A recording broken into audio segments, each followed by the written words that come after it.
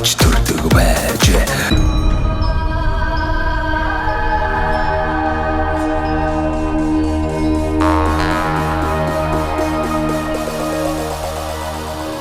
За монголчуудаа Монгол эх орныг танилцуулдаг Сумдаа сайхан амьдрын нэвтрүүлгээ Дундгов аймгийн Адаацэг сумаас бэлтгэн өргөж байгаа.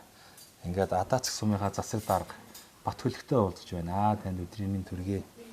За Дундговын одоо Адаацэг сум маань бас ямар сайхан онцлогтой сум болох талаар түүхээс нь одоо бас хүн ард нь хэрхэн яаж аж төрж байгаа талаар та сайхан танилцуулна уу. За манай Дундгов аймгийн Адаацэг сум бол Дундгов аймгийн Хоймор нутагт оршдог. Хойдлаараа Төв аймгийн Баян жил бүрэн сумтай хилэлдэг. 1959 онд байгуулагдсан ийм сум. Манай сумын Адаацэг гэдэг нэр нь бол одоо Адуунцэг гэсэн үгнээс гаралтай гэж манай хойчил ярьдаг. Өөдөө хааны Адууны нутаг байсан гэсэн домог байдаг. Тийм нутагт одоо манай нутаг 1959 онд байгуулагдсан 5 багтай 245 мянган мал энэ жилийн жилээсээ дагуу тоологдсон. Тэгээ 2600 гаруй хүн амтай. Хүн ам малын хувьд Дундгов аймагтаас дээгүүр орсон нэг. Манай сум одоо Багадрын чулууны чулууг одоо дэлгэр зохицонтой одоо хил залгаа гэдэг. Дэлгэр зохицсны одоо зарим хэсэг нь манай сум зарим хэсэг нь Багадрын чулуунд дарийлгч явдаг. Сүм хурдын одоо бүрдний одоо манай сумын нутаг ер нь бол байгалийн төслийн газартай Адаацгийн их бол их бага Адаацгийн уул гэсэн бас уулуудтай ийм байгалийн төслийн нутагтай. За Адаацэг сум маань одоо хүн амын хувьд одоо хэд орчим хүн амьдарч байна. Одоо бас амжиргааных нь гол үүсвэр одоо ямар аж ахуй эрхэлж байна. Сумдаа одоо сайхан амьдрах одоо өөр нөхцөл болцоо ер нь та бүхэн харж байна уу? Цаашдын хөгжлийн талаар ярилцъя. Ер нь манай сум одоо яг суурин одоо хүн ам бол 2500 гаруй хүнтэй. Суурин байж байгаа. Ер нь бол хүн амын одоо амжиргааны их усвар бол мал аж ахуй. Өмнөх жилүүдээс ер нь хүн амын өсөлт бууралт юм ямар хөө харагдаж байна? Ер нь жил болгон хүн ам жоохон буурч байгаа. Буугаад байна тий. Буурч байгаа. Уг нь бол одоо ирээдүйн болсон хүүхд багчууд маань төрөөд байдаг. Тэгсэн хэрнээ л одоо ингээд шилжилт хөдөлгөөн явагдаад байна тий. Ер нь шилжилт хөдөлгөөн бас янз бүрийн шалтгаантай. Нэгдүгээр одоо жижиг дунд үйлдвэрлэл одоо бас тутам хөгжсөн. Боловсон хүчин очиж ажиллах одоо 5 дахь төрийн албаа гэжтэй орон сууц. Энэ өдөр дутанг байгаа учраас одоо суурьшин ажиллах болцоо бол жоохон мараахан байгаа учраас хүн ам одоо шилжилт хөдөлгөөн байна. Дээр нь одоо сайн цагаан сум одоо манай урдлын одоо малчид хүүхдүүдээс олгодог. Аймгийн төв рүү оруулаад шүү дээ. Тэгэхээр нөгөө аймгийн төвд хүүхдийн авахын тулд сайн цагааны харьяалтай болгодог. Тэгэхээр одоо манай сум богийнхан бол одоо бараг нийт одоо гэр бүлийн 2/1 заавал сайн цагаанд бүтгэлтэй байх шаардлагатай болдог. Энэ мэт байдлаас болоод хүн ам юм жоо сүлээд. Манай хол дээд тал нь 3400 хүчсэн хүн ам. Тэг ингээд сүүлийн жилүүд буураад байгаа. Ийм явдлаа. Адаацэг сум маань засмал замтай ер нь хэдэн километр яваад холбогддгийг. Сум руугаа засмал зам тавьдах шаардлагатай юу? Ер нь одоо шаардлагагүй гэж хэлэх хүн цөөхөн л багтай. Ер нь зам дагаж хөгжил. Манай сум чинь одоо засмал замаас 70 гаруй км, 73 км. Шорон замаар яваад Дундгов Улаанбаатарын засмал нийлээ. Тэгээд Улаанбаатар руу явах. Тэгээд ер нь бол одоо Өмнөг аймаг хичээл одоо бүх сумдаа засмалаар холбогдож байна гэхэд тэрнтэй адилхан бас засмалд холбогдох боломжтой сум нэг. Өмнөг аймгийн сумдууд бол бүр зайтай шүү дээ. Хол.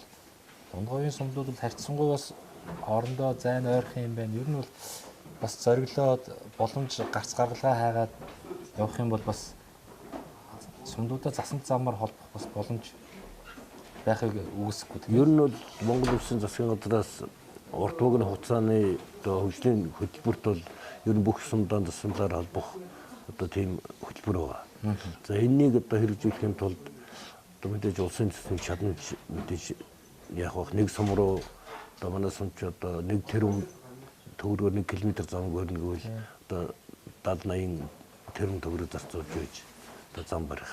Тэгэхээр энийг өнөөдөр улсаас бие дагаа шийдэх боломж сонсхон байна. Тэгээ яванд энэ дуулуурхай дээрний хөгжлийн одоо олон одоо 14 мега төслөөр хөдөлгөөд эдийн засгийн чадамж ихтэл энэ бол болох асуудал ухаалж бодож байгаа. За суман дээр бас залуучууд маань эрүүл цэнгийг агаарт ая тухтай амьдрахын тулд мэдээж хэрэг ажлын байртай байж амьдрын тийм. Тэгэхээр хадаа цэг суман дээр бас жижиг дунд үйлдвэрлэл за баялаг бүтээх ямар нөөц болцоо байж болох вэ? Ажлын байрыг нэмэгдүүлэх чиглэлээр танаа сумын хамт олон бас ямар ажлуудыг зохион байгуулахад төлөвлөж байна? Ер нь иргэд ажлын байртай болох жижиг дунд үйлдвэрлэлд хөгжүүлэхэд мэдээж гарааны одоо санхүүгийн гарааны бизнесийн одоо гарааны зээл хэрэгтэй. Гэтэл сум хөгжүүлэх сангийн зээлгээд одоо 200 сая төгрөг өгдөг. Энийг одоо сүүлийн засгийн газрын шийдвэрээр зөвхөн оршоонд өгнө гэдэг. Тэгээ оршоо нь болохоор энэ жил одоо өнгөрсөн онд байгуулагдсан оршооны зээл нь хамрагдсан. Тэгэхээр оршооны зээл нь хамрагдсан оршоонд тэр зээлээс олохгүй. Шинээр оршоо байгуулах. Шинээр оршоо байгуулах. Тэгэхээр оршоо байгуулахын тулд бас хүмүүст бас нэг үдлийн чирэгдэлтэй тайлан гаргана, татварын төлнө. Тэгээд хүн болгон дээр санхүүгийн бас чадамжийг үлээ. Эдийн засгийн мэдлэг нь одоо дотоод төлөв юм учраас тэгээс өнөөдөр бас аймгийн дахтаа уулзаад энэ асуудлыг санал тавьсан. Ер нь сумгжуул сангийн зээлийг иргэд рүү одоо яах талаа зохих газар нь уламжилж өгөөч гэдэг. Аймгийн дараа бол энийг бас одоо нааштай хүлээж авсан. Тэгээд иргэд яг дээр нь одоо манай суманд боловсон хүчний дутагдлаас байгаа. Тийм учраас төрийн аль багшдын орон сууц барих талаар эх 4 жилийн мөрөгдөл бүтэн тусгаад энийг одоо хэрэгжүүлэх талаар анхаарч ажиллах гэж байна. Ер нь зөвхөн манай сум ирэх одоо ойрын жилүүдэд юунд хөгжүүлэхээр нэгдүгээр эцсэмдсэн бэлчээрийн малчгаа ослуулад малчгаа ус орлогыг нэмэгдүүлэх журмаар малчтын орлогыг нэмэгдүүлэх. Хоёрдугаар хариуцлагатай уулуурхайг хөгжүүлж энэ уурхайгаас орон нутагт орох хөрөнгө оруулалтыг нэмэгдүүлэх. Гуравдугаар аяж үйлчлэлийг хөгжүүлэх. Манай сум бас баг газрын чулуу сүм хурд ядаац уул гээд байгалийн үзэсгэлэнт газрууд байна. Энэ дээр одоо жуулчдыг татах, энэ орон нутгийг одоо аяж үйлчлэлийг хөгжүүлснээр малчтын орлого нэмэгдэх. Тэнд байгаа ажлын улсуудыг жуулчны баазуудаар дамжуулж ажлын байранд жуулчлах ийм одоо зүйлүүд дээр л иргэдэд орлоготой болохгүй. Ер нь сум одоо улам жижиг хэсэг төлөв байна. Тэгээд сүүлийн одоо хэдэн жил яг суманы суманд яг улсын зөвхөн оруулалтаар хийж байгаа ажил бас жоохон таархан байгаа. Тэгээд дээр нь одоо цэцэрлэг шинээр өрөх, соёлын төв шинээр өрөх, тэгээд залуучуудын хөгжлийн төвийг байгуулах тэргээд асуудлуудыг шийдэж үйж одоо залуучууд маань сумд ирж ажиллах, дээр нь сумаас хүний нөөцийн бодлого одоо хөтөлбөр хэрэгжүүлээд ирж ажиллаж байгаа залуу боловсон хүчингүүдийг одоо амьдрах орчин, ажиллах нөхцөл, дээр нь гэр бүлийн үнийн ажлын байр хангах, энэ тийм зүйл рүү татаж өгч одоо боловсон хүчнээ хангах, тийм бодлого барих зорилгоор сая иргэдийн урлаараа хүний нөөцийн бодлого хөтөлбөр одоо шинээр батлуулаад одоо хэрэгжүүлэхээр зориулж ажиллаж байна. За монголчуудаа Монгол эх орныг нь танилцуулах зорилготой сумдаа сайхан амьдрын нэвтрүүлгээ Дундгой аймгийн Адаацэг сумаас бэлтгэл хүргэж байна. За Адаацэг суман дээр бас нэгэн сайхан хийд үйл ажиллагаа явуулдаг юм байна. Ингээд тус хийдийн даалан ванчиг ламтай уулж байна. За танд өдрийн минь төргий. Баярлалаа. Өдрийн минь танд ч гэсэн өдрийн минь төргий. За та энэ сайхан сүм хийдээ сайхан танилцуулаад хэдэн онд байгуулагдав? Ямар сайхан лам хуургууд энэ ч шашин номын одоо үйл ажиллагаа явуулж байна. За манай энэ хийд одоо 13 дугаар зууны үед байгуулагдсан хийд юм гэлээ. 30-40 оны хэлмэгдэхийн үеэр одоо Тамбогдад тэрнээс хойш 53 жил ажиллагүй байж гот 1992 онд нутгийн одоо тэр үеийн дээр үеийн ламнараас үлдсэн хэдхэн лам нийлж энэ хийдийг байгуулсан юм аа. Тэгээд сургалт явуулж олон хүүхэд одоо шинамын үйл ажил сургаж тэгээ сайхан үйл ажиллагаа явуулж ирсэн. Тэгээ манай хэд 92 оноос хойш жил болгон намрын ихэнх сан шинийн 3-нд майдэр иргэдэг цагийн хуралтай 14-29-ний гончаалаасан магтаал хордог. Тэгээд жонго хаврын 15 хоногийн хурал тасралтгүй 21-22 хоног хурдаг. Манайхны гончаалаасан юун дээр жонголын дээр сүүлд нэг 1000 санчилд найдын чокораа тэгээд өндөрлөдөг юм аа. Тэгээ босод цагт нь бол одоо ард түмний хүссэн хуралдыг бүгдийг хорж өгдөг. Өвтийн чок, дөтийн чок. Тэгээд одоо тийм чокууд хордог. Намрын сарын шинийн 3-ны майдэр хойер одоо манайх конгрын бомб хорж байгаа. Нилээн жил хорж байгаа. Одоо тэгээд ийм үйл ажиллагаа явуулдаг юм да манай хэд. Танаа хэд чих сайхан одоо үйл ажиллагаа тогтмол явагддаг юм байна. За. Дундгов аймгийн хэмжээнд бас олон сайхан хийдүүд байна. Зарим бас одоо хийдэд дам хувргууд одоо байхгүй сураг сонсогдож байна. Танаа бол одоо харьцангуй олон сайхан шавнар бэлтгэж гарсан байна. За тийм ээ. Сураг сонсонгоо одоо Монгол орны бас өнцөг болон бүрт бас эдгээр одоо энэ сумаас төрөн гарсан сайхан ламнар бас өөрсдийн хийд дугнаа байгуулад ингээд явж байгаа сураг байна. Тэг манай яг энэ одоо Адацэг сум дээр бас байнгын одоо хэд орчим лам хувргууд бас нэг 10 лам л яа.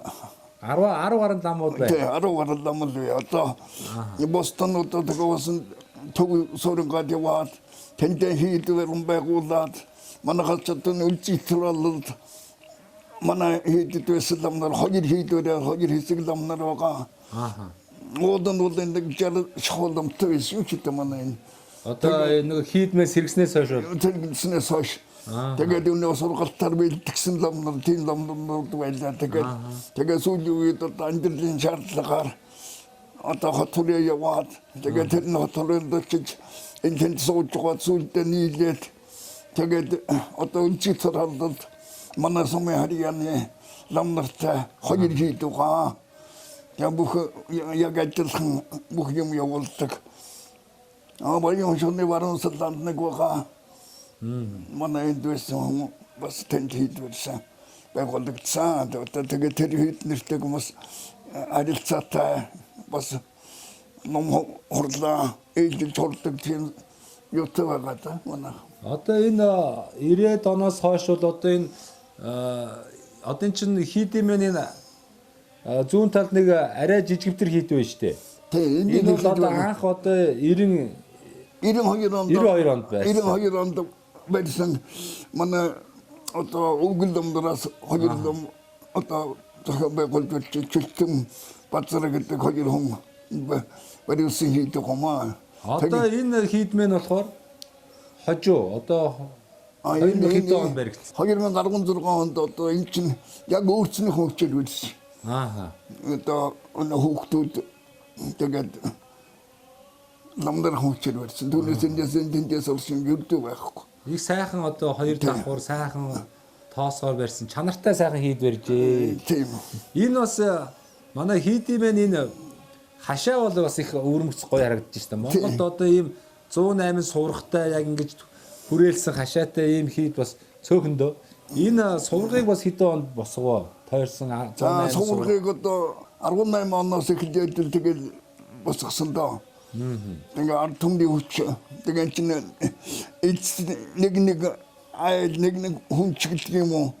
Гэр бүлээрээ ингээд ах トゥ төрөлсөн гараа нэг манайхны гинвэри гэл ингээд нийтдээ 108 сураг байгаа. Тийм байна. 109 сураг байгаа. Нэг бас нэг сүүлийн үед нэг хүн нэмгэж нэгийг барьсан. За тийм л үйл ажиллагаа явуулдаг да. За тэгээд одоо тогтмол хорж байгаа. Хаврын жонганаар одоо бүх ард түмэн их цуглан ойр хавийн сумынхан их цуглан тийм үйл ажиллагаатай хийдэг. За сайхан байна. Манай нэвтрүүлгийн бас хамтран ажиллагч нэг байгууллага байгаа. За энэ байгууллага маань Мөнх Ампер Construction гэдэг барилгын материал үйлдвэрлэдэг юм аа. За тэгээд Монгол сайхан залуучууд маань манай нэвтрүүлгийг бас үзэх дуртай.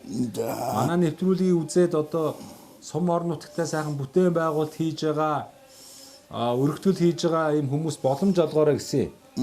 Тэгээд энэ үйлдвэрлэж байгаа барилгын материалын одоо 10% хөнгөлөлтөөр ирэхээр авах эрхийг танаа хийдийн хамт олонд өгөө. За баярлалаа. Та одоо бас ингээд аж ахуйн ажил засвар үйлчилгээ дахиад шинэ одоо хийд дугуйч гэдэг юм уу бүтээн байгуулалт хийх шаардлага гарч магадгүй. Энэ Мөнх Ампер компани хамт олон руу хандаарай. 10% одоо хямдралтай үнээр худалдаа авах боломжийг та бүхэндээ олгоё. За.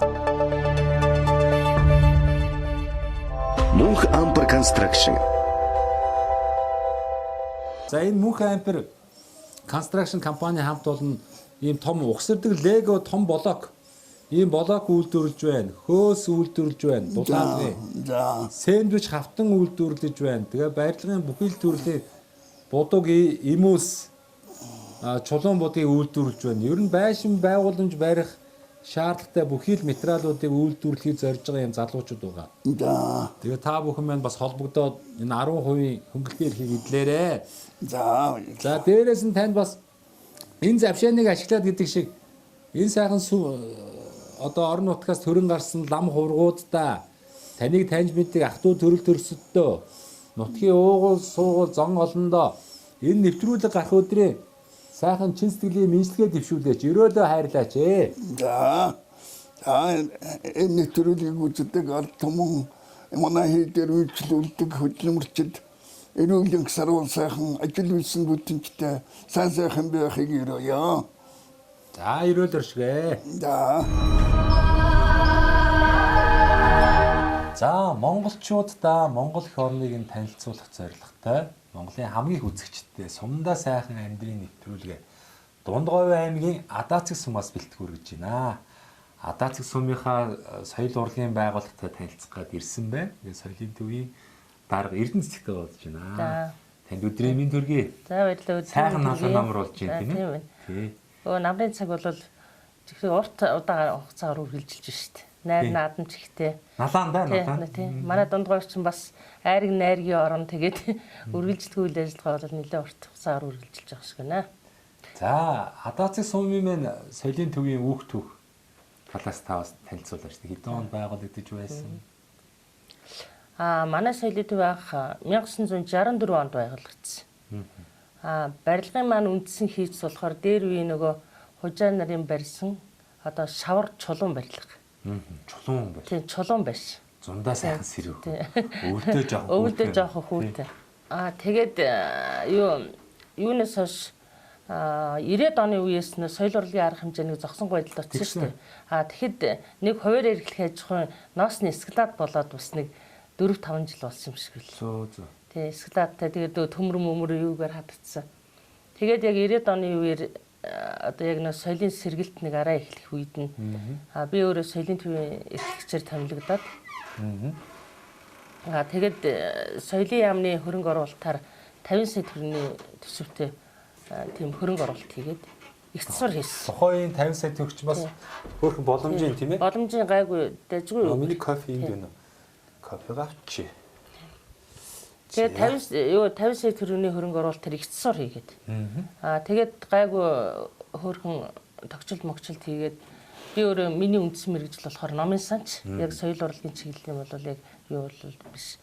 Тэгээд хийснийхэн дараа үйл ажиллагаагаа явуулахад ганцаараа нэг орон тоотой ажиллаж байгаа хугацаанд соёлын төвийн эрхлэгчийн орон тоогч хийж байлаа, цэвэрлэгчийн хийж байлаа.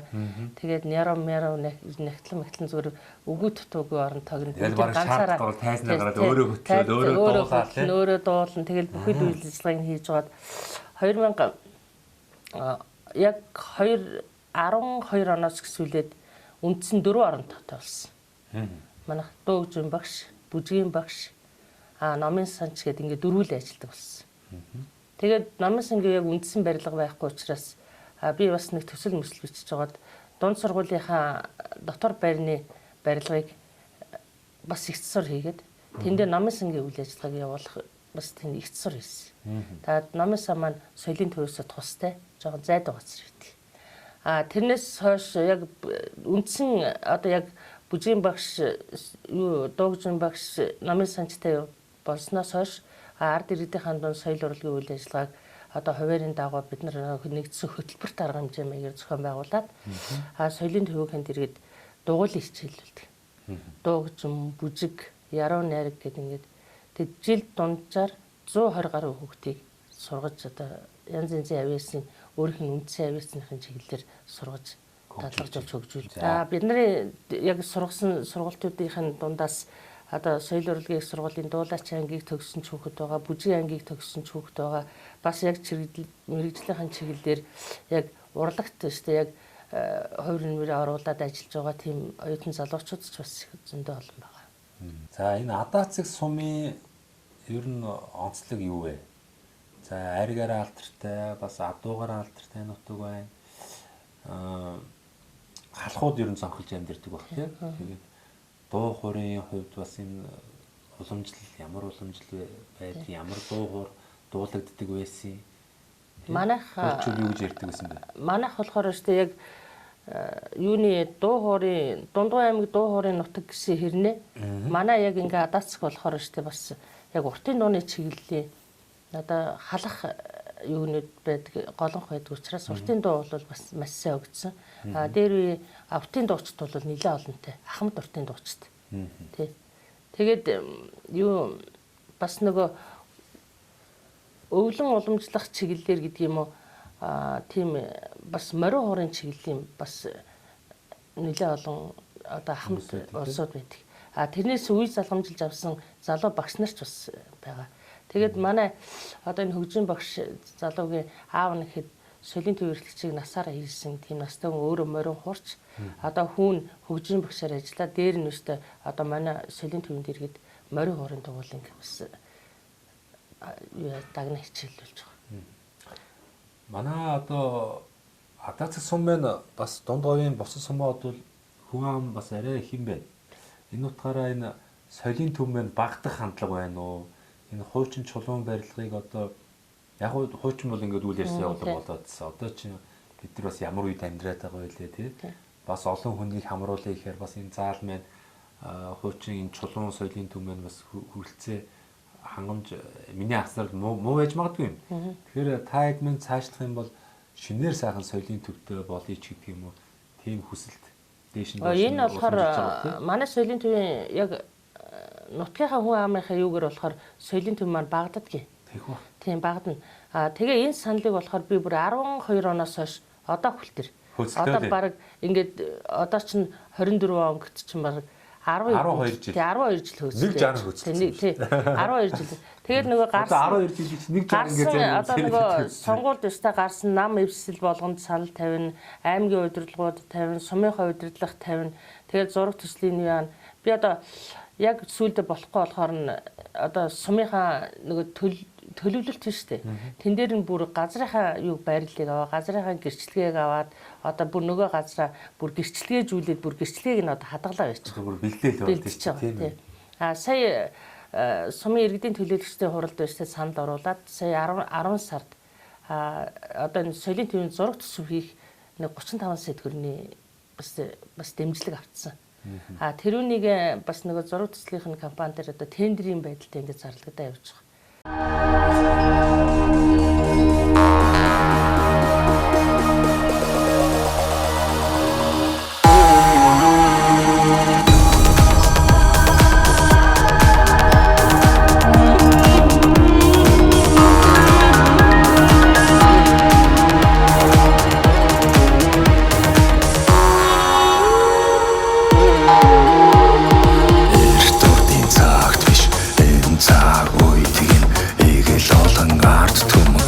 Аж төрдөг байж